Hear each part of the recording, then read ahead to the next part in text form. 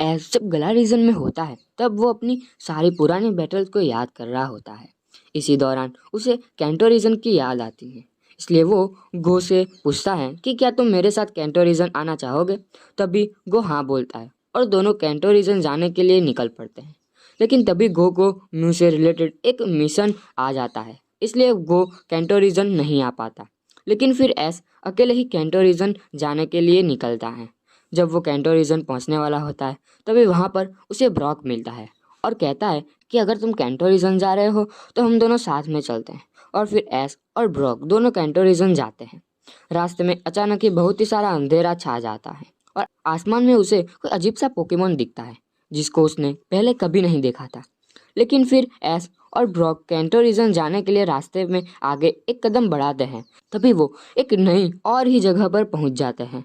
S और Brock को कुछ समझ में नहीं आता, लेकिन फिर अचानक उनके सामने एक आवाज़ आती है कि पोकेमॉन स्पेस वर्ल्ड में आपका स्वागत है। और फिर उनके सामने एक स्क्रीन आ जाती है जिसमें एस और ब्रॉक दोनों के सभी पोकेमॉन दिखाई देते हैं। फिर एस स्क्रीन में लुकारियो को सिलेक्ट करता है और उसके बाद लुकारियो उसके साथ आ जाता है और फिर वो एक नई जगह पर पहुंच जाते हैं। लेकिन वो जगह एस को जोटोलिक के जैसी लगती है। तभी सामने एक लड़का होता है जिसके पास रेनामोन पोकेमोन होता है और उस लड़के का नाम कायोका होता है। और फिर एस कायोका से कहता है कि ये सब क्या चल रहा है, मुझे कुछ समझ में नहीं आ रहा। फिर कायोका समझ जाता है और बोलता है कि ये स्पेस मिरर वर्ल्ड है, इसमें तुम जहाँ से आए हो और तुम्हारा चैलेंजर का जहाँ से आया है उन सभी जगहों पर तुम्हें बैटल करनी है और तुम्हारा लेवल बढ़ाना है। जब तुम्हारा लेवल 10,000 से ज़्यादा नहीं होता तब तक तुम अपने घर वापस नहीं जा सकते, तुम्हें अपने घर की चाबी तब तक नहीं मिलेगी।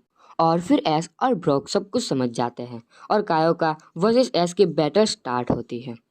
लेकिन एस को नहीं पता था होता है कि ये रेनामोन पोकेमोन क्या क्या कर सकता है। लेकिन फिर स्क्रीन पे दोनों पोकेमोन के अटैक्स के डिटेल्स आ जाते हैं और बैटल स्टार्ट होती है।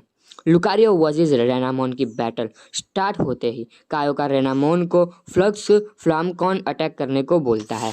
लेकिन लुकारियो को ये अटैक समझ जाता है और बच जाता है। फिर एस लुकारियो को ऑरोस्फियर अटैक करने को बोलता है, लेकिन रेनामोन भी बच जाता है। फिर रेनामोन लाइट स्टॉर्म अटैक करता है और एस भी लुकारियो को फोकस पाल्म अटैक करने को बोलता है, लेकिन रेनामोन बच जाता है और उसका लाइट स्टॉर्म अटैक लुकारियो को लग जाता है जिससे लुकारियो ज़्यादा डैमेज हो जाता है। ये देखकर एस को समझ में आ गया था कि ये मुकाबला इतना भी आसान नहीं होने वाला है, इसलिए एस लुकारियो के साथ कनेक्ट हो जाता है और फिर डबल टीम अटैक करते हुए ऑरोस्फियर अटैक करता है। रेनामोन उसे बचने की कोशिश करता है लेकिन बच नहीं पाता और उसे बहुत ही ज़्यादा डैमेज हो जाता है। इन दोनों पोकेमोन का मुकाबला बहुत ही शानदार तरीके से चल रहा होता है। दोनों ही पोकेमोन ज़्यादा थक चुके होते हैं। फिर भी एस कायोका से कहता है कि वाकई में तुम्हारा पोकेमोन बहुत ही स्ट्रांग है। फिर कायोका भी एस से बोलता है कि हाँ, तुमने अपने लुकारियो को बहुत ही अच्छी तरह से ट्रेन किया है, इसलिए वो भी बहुत ही ज़्यादा स्ट्रांग है और वो लुकारियो भी मेरे रेनामोन से कम नहीं है।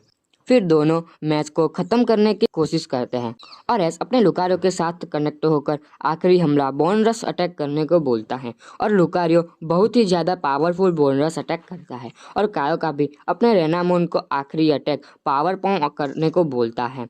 दोनों पोकेमोन को ये अटैक्स एक दूसरे को लग जाता है और एक धमाका होता है जिसमें बहुत ही ज़्यादा धुआं निकलता है। धुआं हटने के बाद दिखता है कि दोनों पोकेमोन ज़मीन पर गिरे हुए होते हैं। इतनी लंबी बैटल के बाद ये दोनों पोकेमोन हार जाते हैं और ये मैच ड्रॉ हो जाता है। फिर दोनों पोकेमोन पोकेबॉल में चले जाते हैं और पोकेबॉल इन दोनों एस और कायोका के पास चला जाता है। फिर दोनों का एस और कायोका का एक लेवल बढ़ चुका होता है क्योंकि इन दोनों पोकेमोन ने बहुत ही शानदार तरीके से और बहुत ही ज़्यादा लंबी बैटल की और मैच भी ड्रॉ हो गई। फिर कायोका कहीं और चला जाता है और उसके बाद एस और ब्रॉक दोनों ही स्पेस मिरर में वापस आ जाते हैं। अब एस और ब्रॉक को ये पूरा समझ में आ गया था। वो दोनों थोड़ी आराम करने के बारे में सोचता है, लेकिन तभी अचानक अलग अलग जगह से रोशनी आती है। पूरा मिरर वर्ल्ड हिलने लग जाता है। ये देखकर एस बोलता है कि मैं अभी अभी यहाँ पर आया हूँ और ये क्या हो रहा है। एस और ब्रॉक दोनों को कुछ भी समझ में नहीं आता। तो गाइस, स्पेस मिरर वर्ल्ड में आगे कौन सी गड़बड़ी होने वाली है और आगे क्या होने वाला है ये हम बताएंगे अगले वीडियो में। अगर आपने पोकेमॉन जनरेशन 9 के एपिसोड्स नहीं देखे हैं तो मेरे डिस्क्रिप्शन में मैंने उसकी प्लेलिस्ट की लिंक दे दी गई है, तो वहाँ पर जाके आप मेरे पोकेमॉन जनरेशन 9 के एपिसोड्स भी देख सकते हैं। तो फिर गाइस मिलते हैं अब अगले वीडियो में।